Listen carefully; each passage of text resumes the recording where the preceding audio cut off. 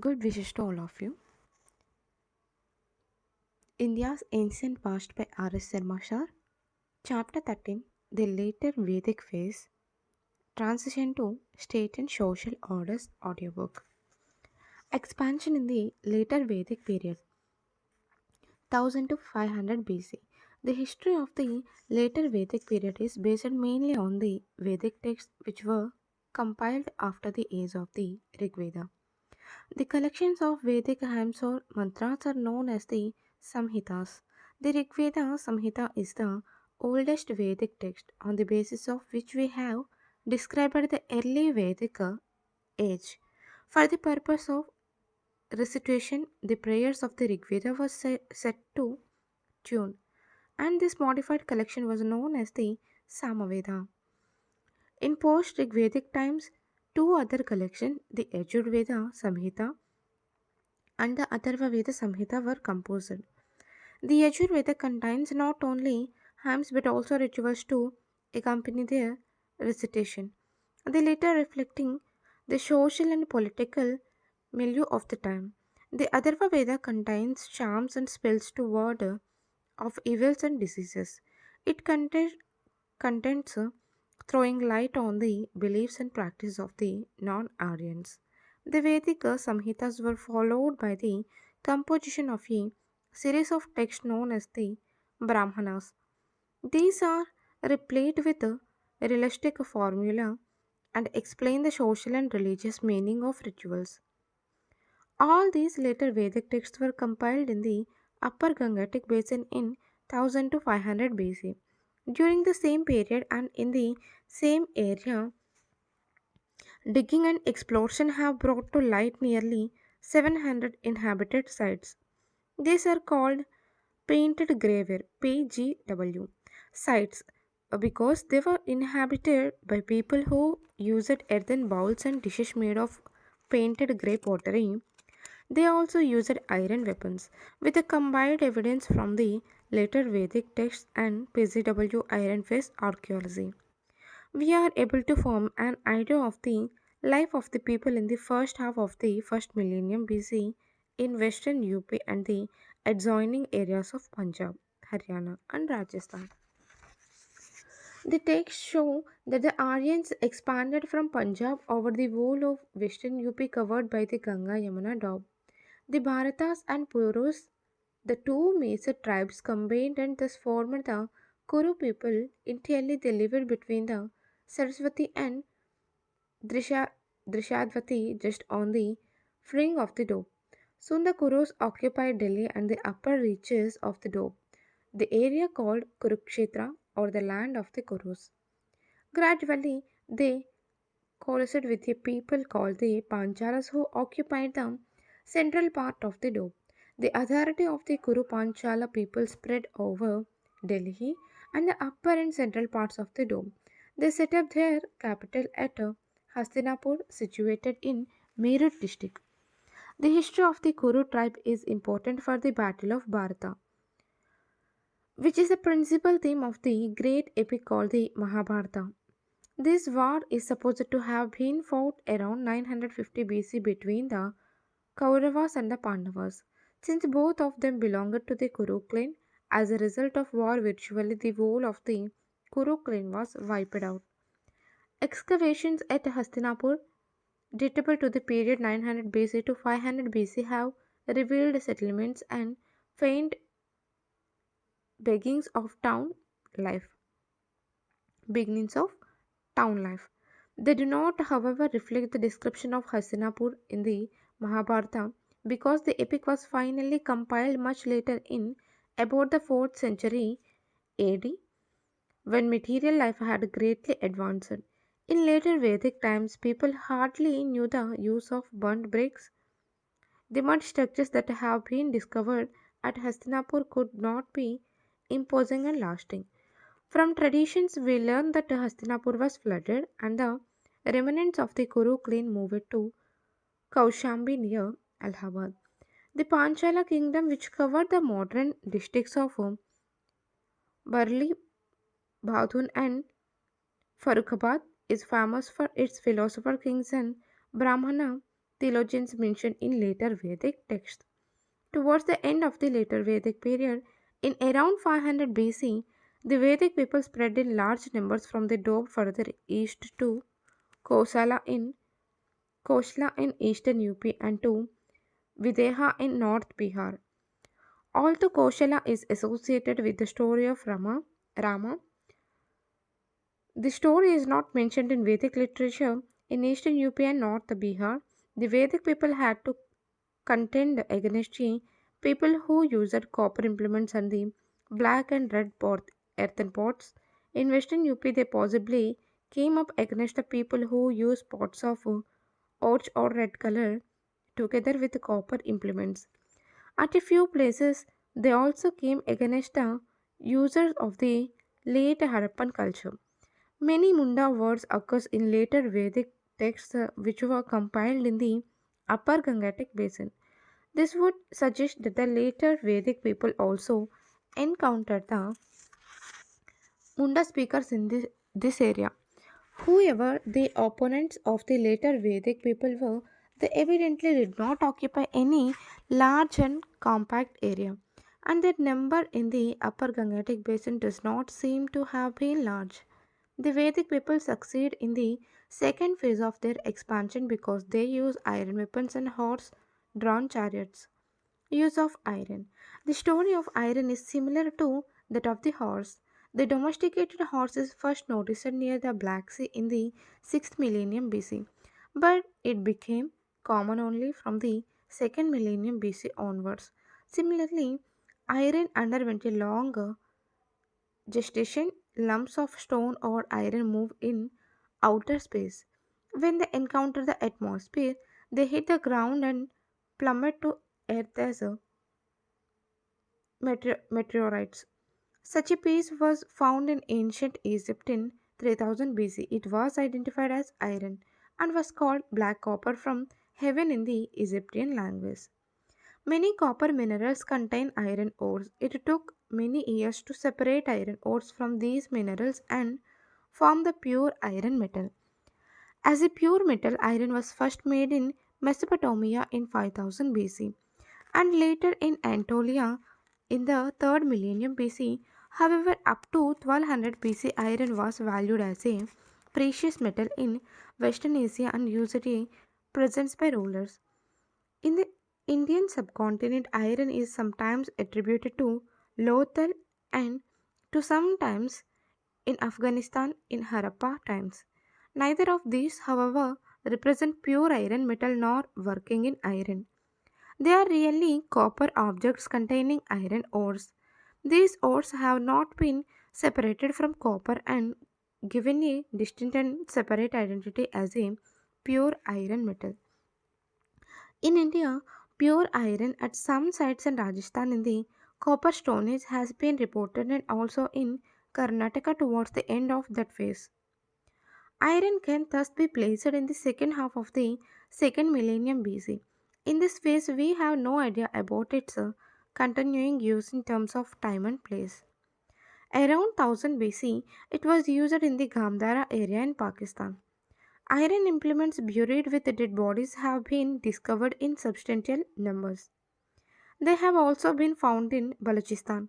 At about the same time, iron was used in eastern Punjab, western UP, MP, and Rajasthan. Excavation shows that iron weapons such as arrowheads and spearheads came to be commonly used in western UP from about 800 BC onwards. With iron weapons, the Vedic people may have defeated the few adversaries that they may have faced in the upper portion of the Doab. The iron ore may have been used to clear the forests in the upper Gangetic basin, although because rainfall ranged between 35 centimeters and 65 centimeters. These forests may not have been very dense. Towards the end of the Vedic period knowledge of iron spread in eastern UP and Videha. The earliest iron implements discovered in this area relate to the 7th century BC, and the metal itself is called Shyama or Krishna Aya, black metal in the later Vedic texts. Agriculture. Although very few agricultural tools made of iron have been found, undoubtedly agriculture was the chief means of subsistence of the later Vedic people. Later Vedic texts speak of 6, 8, 12, and even 24 oxen yoked to the plug. This may be an exaggeration. Plugging was done with a wooden plugshare with a which could function in the light soil of the upper Gangetic plains. Sufficient bullocks could not have been available because of cattle slaughter in sacrifices.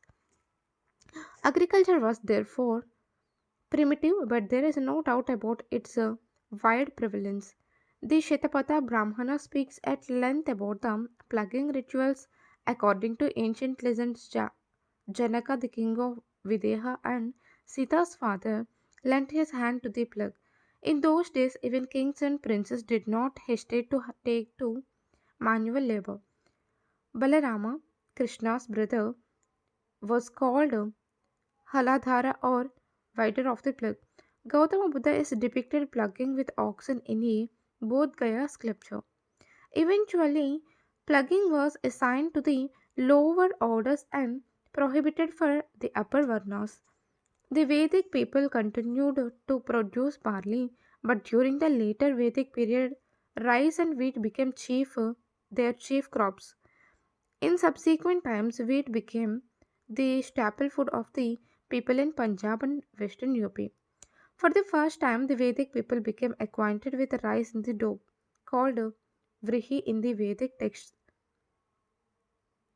and remains of it recovered from Hastinapur related to the 8th century BC. Rice was also grown at Attanchkera in 8th district around the same time. The use of rice is recommended in Vedic rituals, but that of wheat only rarely. Various kinds of lentils were also produced by the later Vedic people. Arts and crafts. The later Vedic people period saw the rise of diverse arts and crafts. We hear of smiths and smelters, who certainly had something to do with iron working from about 1000 BC. The Vedic people were familiar with the copper from the very outset. Numerous copper tools of the pre 1000 BC period found in western UP and Bihar might suggest the existence of coppersmiths in non Vedic societies. The Vedic people may have used the copper mines of ch13 in Rajasthan.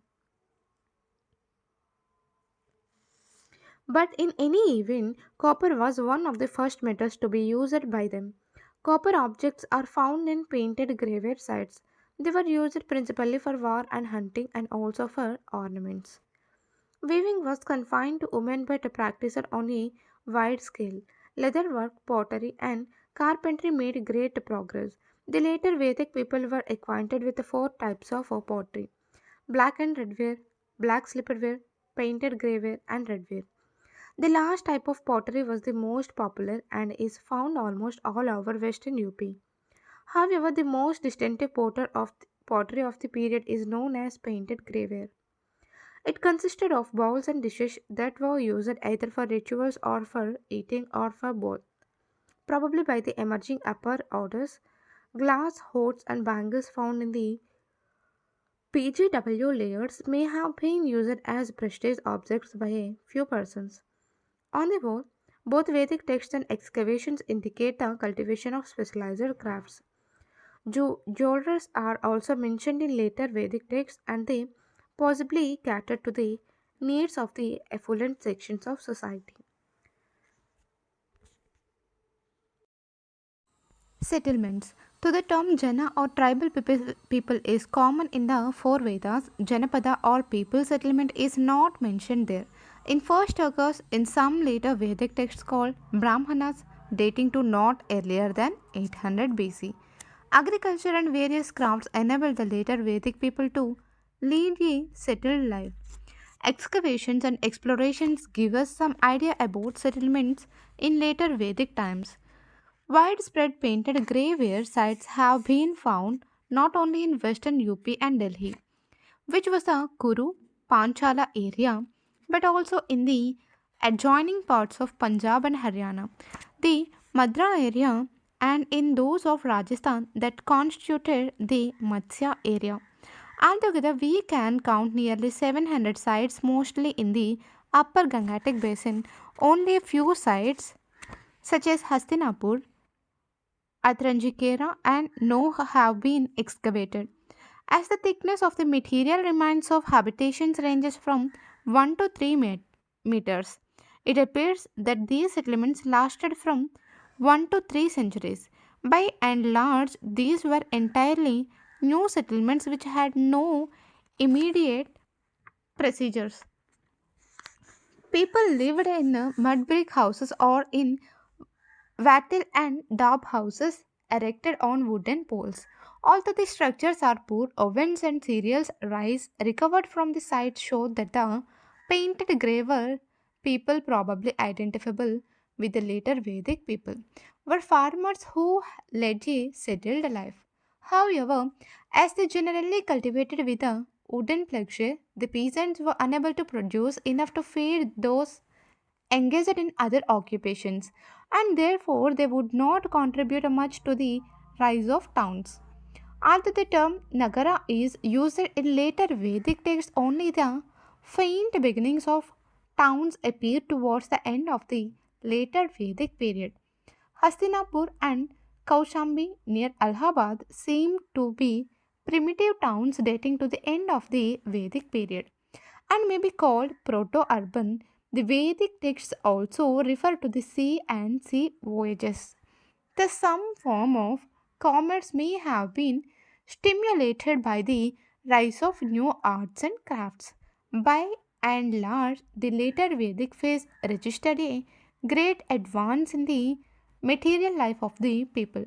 The pastoral and semi nomadic forms of living were relegated to the background, and agriculture became the primary source of livelihood, and life became settled and sedentary. Equipped with diverse arts and crafts, the Vedic people now settled permanently in the upper Gangetic plains. The peasants living in the plains produced enough to maintain themselves and were also able to spare a marginal part of their produce for the support of chiefs, princes, and priests. Political organization. In later Vedic times, the Rigvedic tribal assemblies lost importance and royal power increased at their cost. The Vidhata completely disappeared. The Sabha and Samiti continued to hold their ground, but their character changed. They were now controlled by chiefs and rich nobles, and women were no longer permitted to sit in the Sabha, which was now dominated by warriors and Brahmanas. The formation of larger kingdoms increased the power of the chief or king. Tribal authority tended to become territorial. The dominant tribes gave their names to territories which might be inhabited by tribes other than their own. In Delhi, each area was named after the tribe that first settled there. First, Panchala was the name of a people and then it became the name of a region. The term Rashtra, which indicates territory, first arose during this period. The concept of controlling people also appeared. It was indicated by the use of the term Rajya, which means sovereign power. Traces of the election of the king appear in later Vedic texts. The individual considered to have the best in physical and other attributes was elected Raja. A tribal who pioneered settlement, showed skill in farming, and fought bravely was elected the chief of his tribe. This may have been the case with the Raja. He received voluntarily presented called Bali from his ordinary kinsman or the common people called the Vis. Gradually, these voluntary presents assumed the form of tributes that were forcibly collected. The ruler, however, sought to perpetuate the right to receive presents and enjoy other privileges pertaining to his office by making it hereditary in his family, the post generally going to the eldest son. However, this succession was not always smooth. The Mahabharata tells us that Duryodhana, the younger cousin of Yudhishthira usurped power, battling for territory. The families of the Pandavas and Kauravas virtually destroyed themselves. The Bharata battle shows that knows no kinship. The king's influence was strengthened by rituals. He performed the Rajasuya sacrifice, which was supposed to confer supreme power on him. He performed the Ashwamedha, which meant unquestioned control over an area in which the royal horse ran uninterrupted. He also performed the Vajpaya on the chariot race, in which the royal chariot drawn by a horse was made to win the race against his kinsman. All these rituals impressed the people by demonstrating the power and prestige of the king. During this period, collection of taxes and tributes seems to have become common. These were probably deposited with an officer called Sanghitri, who worked as the king's companion. The epics tell us that at the time of a grand sacrifice, large scale distributions were made by the princess, and all sections of the people were sumptuously fed. In the discharge of his duties, the king was assisted by the priest, the commander, the chief queen, and a few other high functionaries. At the lower level, the administration was possibly run by village assemblies, which may have been controlled by the chiefs of the dominant clans. These assemblies also tried local cases. However, even in later Vedic times, the king did not have a standing army. Tribal units were mustered in times of war, and according to one ritual, for success in war, the king had to eat along with his people, which from the same plate. Social organization. Aryanization promoted social differentiation. In the later Vedic text, the term Arya encapsulates Brahmana, Kshatriya, Vaishya, and Shudra. Thus, it was the Vedic Aryans who introduced the Varna system. The later Vedic society came to be divided into four Varnas called the Brahmana, Rajanya or Kshatriya, Vaishya, and Shudra. The growing cult of sacrifices enormously added to the power of the Brahmanas. In Delhi, the Brahmanas were only one of the 16 classes of priests, but they gradually Brahmanas were only one of the 16 classes of priests, but they gradually overshadowed the other priestly groups and emerged as the most important class. The rise of the Brahmanas is a peculiar development that did not occur in Aryan societies outside India. It appears that non Aryan elements had some role to play in the formation of the Brahmana Varna. They conducted rituals and sacrifices for their clients and for themselves, and also officiated at the festivals associated with agricultural operations. They prayed for the success of their patron in war, and in return, the king pledged not to do anything to harm them. Sometimes the Brahmanas came into conflict with the Rajanyas, who represented the order of the warrior nobles, for position of supremacy. However, whenever the two upper orders had to deal with the lower orders, they put aside their differences. From the end of the later Vedic period onwards, it began to be emphasized that the two upper orders should cooperate to rule over the rest of society. The Vaishyas constituted the common people, and they were assigned producing functions such as agriculture, cattle breeding, and the like. Some began to engage in trade. The Vaishyas appear to have been the only tribute payers in later Vedic times, and the Brahmanas and Kshatriyas are represented as living on the tributes collected from the Vaishyas.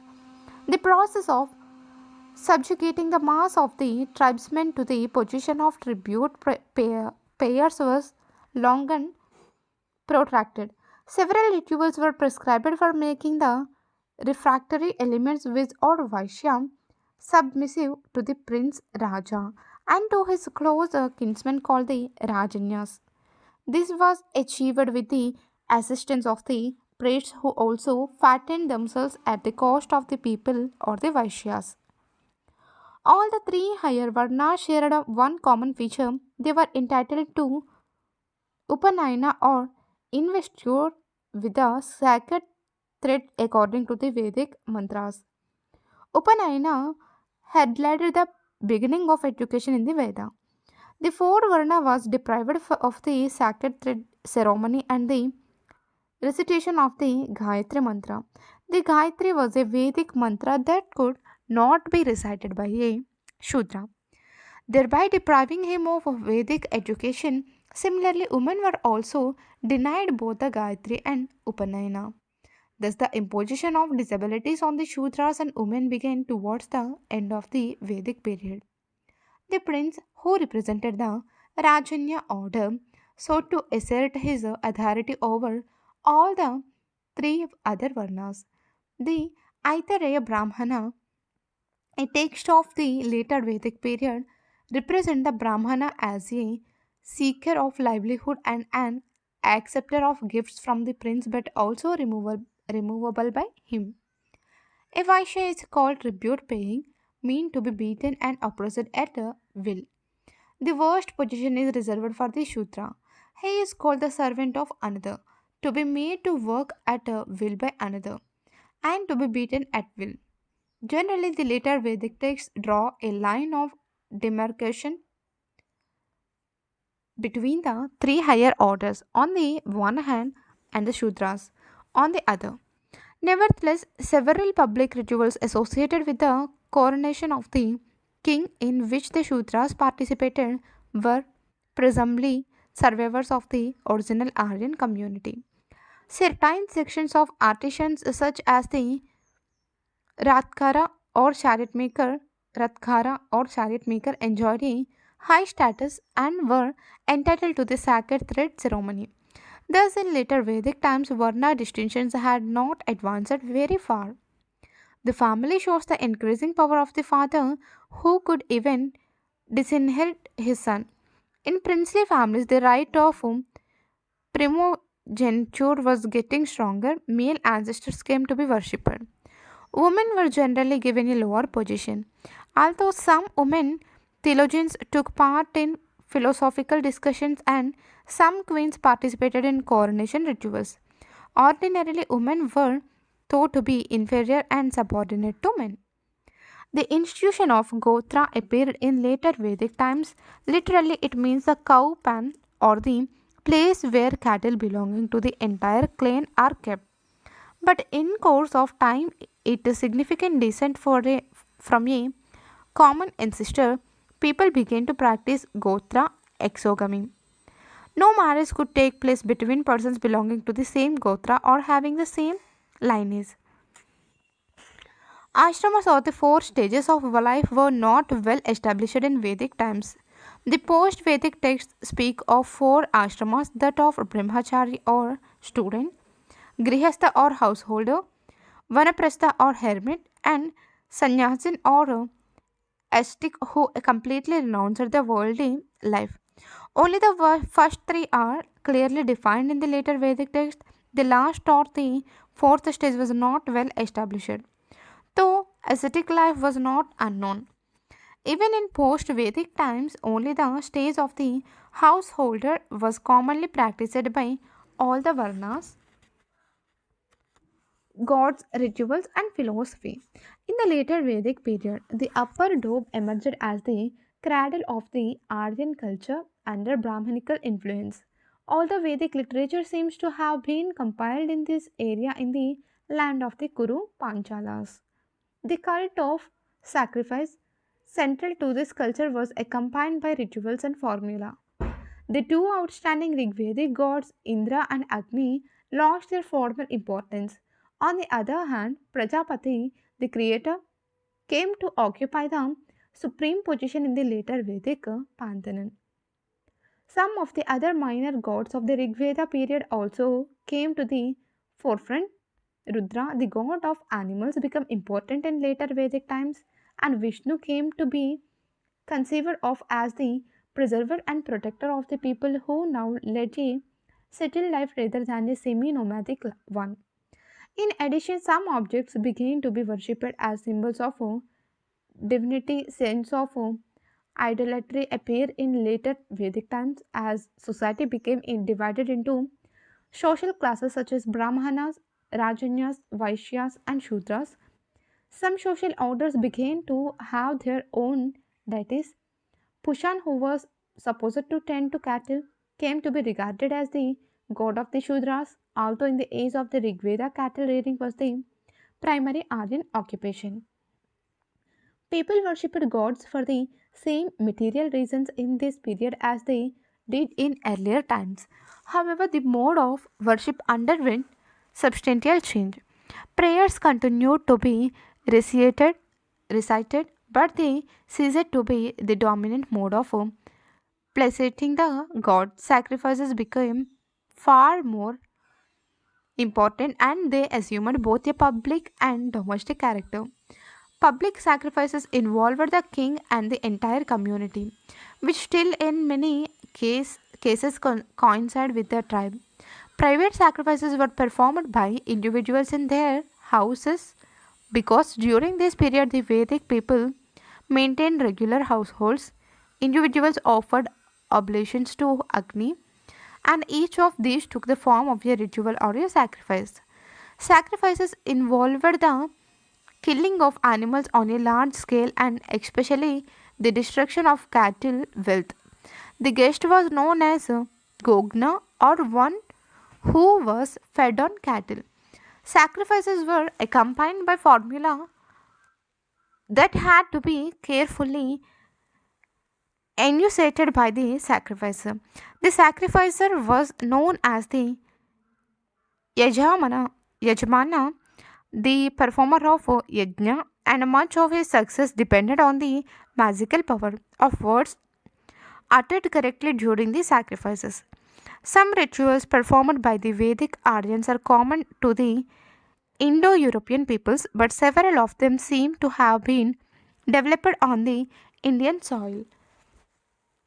These formula and sacrifices were invented, adopted, and elaborated by the priests called the Brahmanas who claimed a monopoly of priestly knowledge and expertise. They invented numerous rituals, some of which were adopted from the non Aryans. The reason for the invention and elaboration of the rituals is not clear, but mercenary motives cannot be ruled out. We hear that as many as 2,40,000 cows were given as dakshina or gift to the officiating priest in the Rajasuya sacrifice.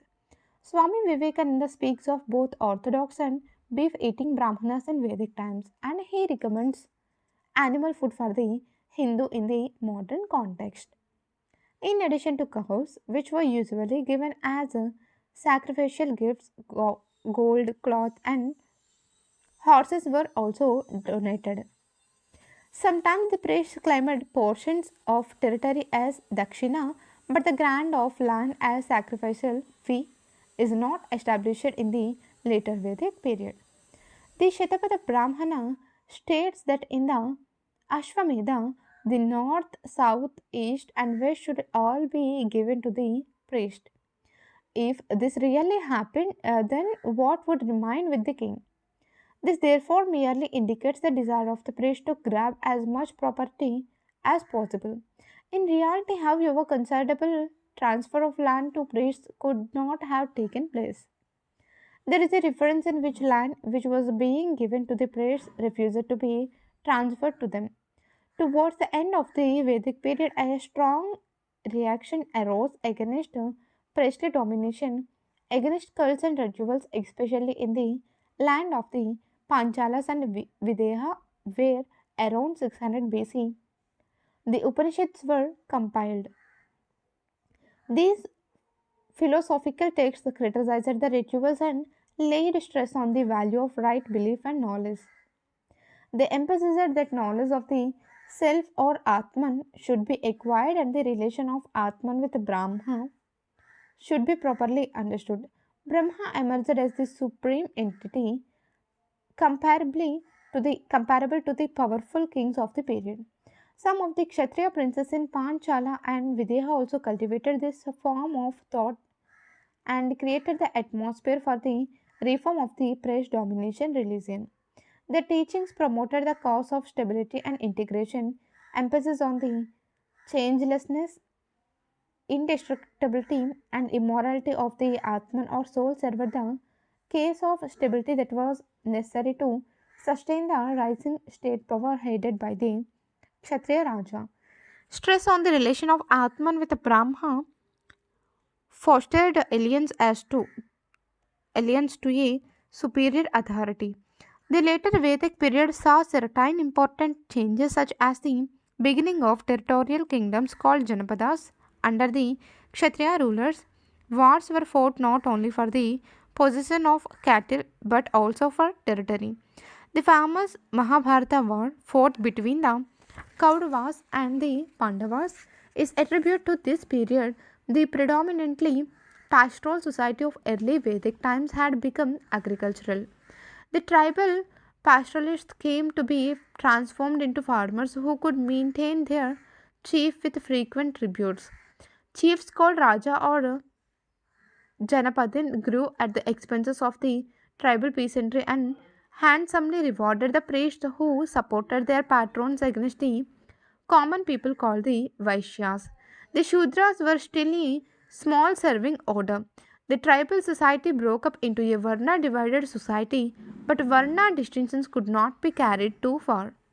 Despite the support of the Brahmanas, the Rajanyas or the Kshatriyas could not establish a mature state system.